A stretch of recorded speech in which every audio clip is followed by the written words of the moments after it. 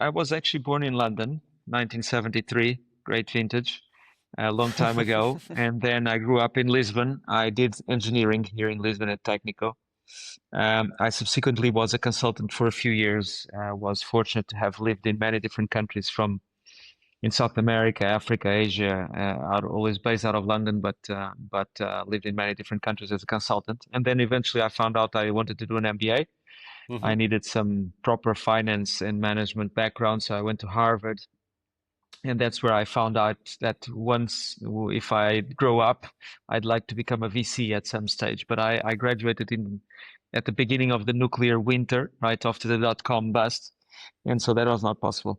And so I did many other things. I was a manager, a CEO, an investment banker in a few countries. And then eventually in 2012, late 2012, I came back to Portugal. I was on and off, lived in Spain, lived in UK, lived in France, studied in France also actually. And eventually late 2012 came back to Portugal in 2013.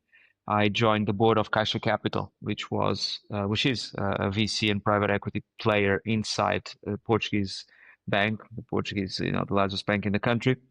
And eventually, that led me to back a few, if not all, of the success stories between 2013 and 17. And by the time we got to 2017, myself and Ricardo and Cristina Fonseca, which was one of the co-founders of Talkdesk, the first Portuguese decacorn, we got together and said, okay, we have to sort of launch an independent, proper, early stage VC out of Lisbon.